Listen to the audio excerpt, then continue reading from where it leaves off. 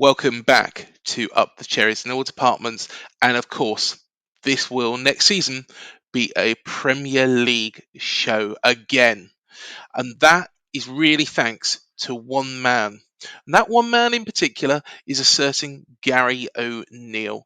A man who has defied the odds, a man who took over a side that Scott Parker said wasn't good enough. He expected more defeats, like the one at Liverpool. But Gary had other plans. Straight away, we got a draw against Wolves. We got that win after being 2-0 down against Nottingham Forest, and the upward trajectory continued from that point onwards. Yes, we did have some challenges after the World Cup. We had lots of injuries at that time as well. That's what fans do forget. But the man that has been compared with clowns and PE teachers and such like, really, that was completely unfair. Does anybody at this football club, any of our fans, think that Marcelo Bielsa, Kajil Knutson, or whoever might have been appointed could have done better than Gary himself? Gary has done an absolutely outstanding job. He's integrated the players in, but he's shown that he's learning as well. Of course, earlier on in the season, there was two games where we were beaten from winning positions. Against Spurs when we was 2-0 up, and then against Leeds where we were 3-1 up and got beat 4-3. Both were poor performances. Both were poor decisions tactically. However, Gary is a man that is learning on the job, and I think he's proved his stripes. Remember, this football club, back in its darkest of days, had to take a novice effectively and give him the job when we were in that -17 season. Of course, that one man was a certain Eddie Howe. We took that gamble at the time. We rolled that dice on the basis that we knew what he was all about. He was already here, but we gave him the manager's job because of what he's shown beforehand. Gary has done exactly the same. There's been a lot of criticism of Gary over this time, but to be fair, he has done an absolutely outstanding job. He's integrated the new boys in, Dongo Atara, Hamid Traore. He's made difficult decisions, taking the armband off Kelly and giving it to Neto. He's had to really weather the storm. There was times during the season where it looked like we were struggling to find any glimmer of hope, but Gary kept going. Against Brentford away, I personally said that I was worried about how it was affecting Gary himself and how, this job might have been a bit too big for him. He's proved me wrong on that basis because what he's done is since been brilliant. Has been brilliant. Yes, there was the Liverpool 1-0, but really the games that we've got to look at is beating Southampton away, beating Leicester away, of course, the Leeds game at the weekend. Those sort of games, they are the ones. And of course, Mark McAdam stood up for him as well. And fair play to Mark.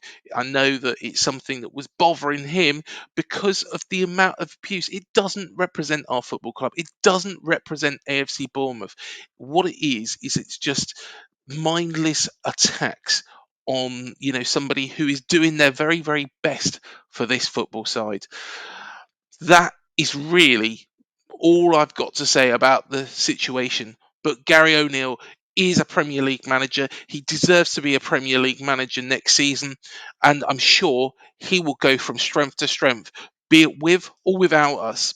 I'm hopefully saying it will be with us because he has shown the qualities that Eddie had so early on in his career. Eddie didn't become the manager he is at Newcastle today, a manager who's got them to third in the league just overnight.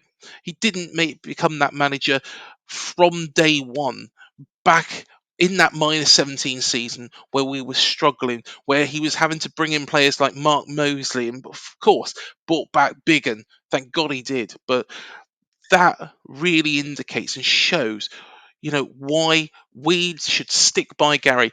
Gary hasn't come in at a lower point as well. Gary is coming at the Premier League. It's an unforgiving league, full of big teams. We are the smallest team in the league, probably the smallest team that's ever played in the league. Yes, there was Wimbledon, but of course, that was a long time ago. Of course, we are competing with billionaires, and we're in a billionaires' playground here. And Gary O'Neill has defied the odds. Look at Leeds, look at Forest, look at Everton, look at Southampton, look at Leicester. All five of those, and three of those, are going to go down. And all five of those are much bigger clubs than this football club. But it makes me so proud to say that we will be staying up because we've defied the odds. Everybody said that we were going to be a bad bottom. Jamie Carragher, has praised Gary O'Neill and said what a great job he's done. Sam Matterface, there's been so many. Tony Cottee, all these people have said what a great job Gary O'Neill has done for this football club. And those are people in the know. So before you do criticise him next, and before you do turn around and say Gary O'Neill doesn't know what he's doing, that he's a PE teacher, a clown, post more horrendous gifs of Gary O'Neill, just think to yourself. Firstly, Gary has got a family. He's a family man. He is somebody who deserves the respect that you would expect to be given yourself. But secondly, do think that Gary O'Neill has kept this football club against all the odds.